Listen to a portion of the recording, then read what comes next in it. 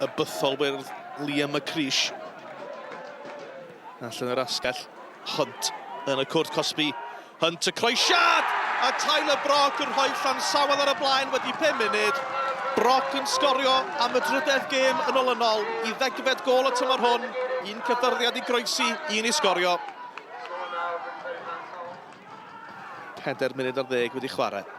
Hunt ar gic, y pen ei fyny, ac oddi ar goryn Alex Gammond i gefn yr hwyd. Ail gol Gammond mewn 2 gêm, a Hunt yn creu eto. Mae'n 2 i lansawel, wedi chwarter awr yn unig. Nathan Jones ar tafliad, y pen ei fyny. O, mae'r dyfarnwr yn pwyntio at Ysmotyn ac yn pwyntio at Luke Bowen. Ac yn pwyntio at ei fraich hefyd. Doedd y fraich ddim i fyny, ond fe drawodd i law y blaenwr. Walters yn erbyn McFenton, a McFenton yn arbed. Yr arch sgoriwr Thomas Walters yn methu arhwydo. Walters yr flic rownd y gornel, heibio Harris. Williams, y pwysau arno fo, y bêl yn cyrraedd Walters! A mae Thomas Walters wedi cael ei gol. I ail gol ar 15 y tymor hwn, a mae Llanilltyd yn ôl yn ddi tocyn yr hanner awr. Mond unwaith yn yr 11 diwetha, mae Llansawel wedi colli, maen nhw'n warediad gwych. O, na chi gyffyrddiad hyfryd gan Luke Bowen yn dangos i safon uwch gyngrair.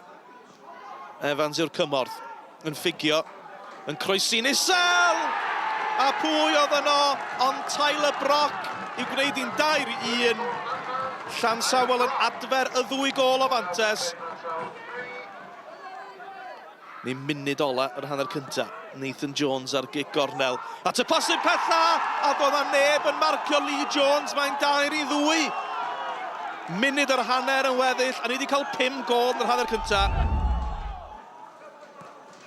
Y gic gornel at y postyn cynta, cael ei ffenio'n glir.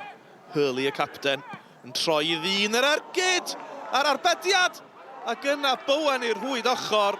Andy Hill yn gwylio'i dîm gynt y Gastell Neuadd a Llanelli wrth gwrs. Arbediad gwych gan Lansdowne. Adle Bowen wedi gwneud yn well, dwedwch. Jones dros yr ysgwydd. Walters. O, a'r bas hyfryd drwodd i Jones. Y golwr ar ei ben ôl. A mae Josh Jones wedi gwneud i'n 2-1. Walters yn dangos bod e'n gallu creu yn ogystal â sgorio. A Jones yn rhoi Llansawel yn ôl yn gyfartal gyda hanner awr yn weddill. Chwarter y gêm ar ôl ac am gêm dyn ni wedi chael hefyd. Flick Bowen. Dafydd Owen. Y cyffyrddiad yn ôl, ond syth i Luke Bowen. Bowen drwodd! Mae heibio'r postyn a mae'n troi o lygor at y dyfarnwr. Dwi'n ame oedd Bowen wedi colli rheolaeth ar y ddel, ond tybed oedd na gyffyrddiad yn efo gan Lansdowne.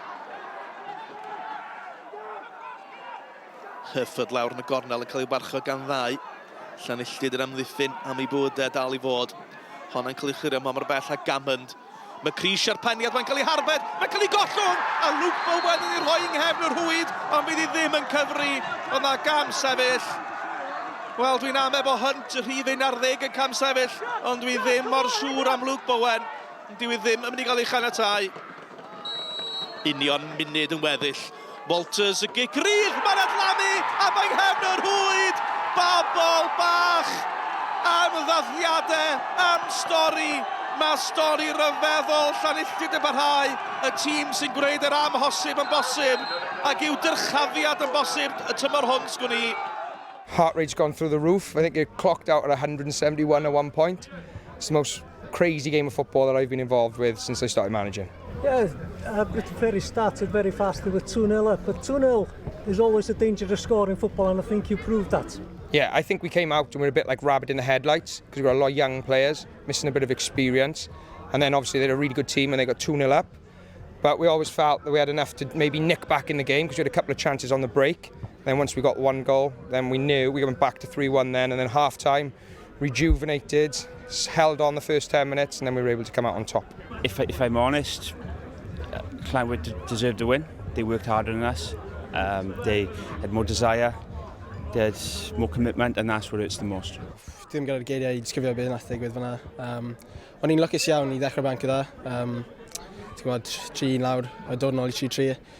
Ond yeah, dyn ni'n hapus iawn fel camp, so... We made hard work of it, certainly, but yeah, definitely it's a hard place to come. Obviously, it's, you know, they're a good team and we knew a bit about them, and believe it or not, we come setting up to defend quite firm like, but no, we made hard work of it, but at the end of the day, the result counts, and that's that. Like I said, we don't really look further than the next game, which is Britain Ferry at home, but we'll keep picking up results, and hopefully we'll be there or thereabouts at the end of the season.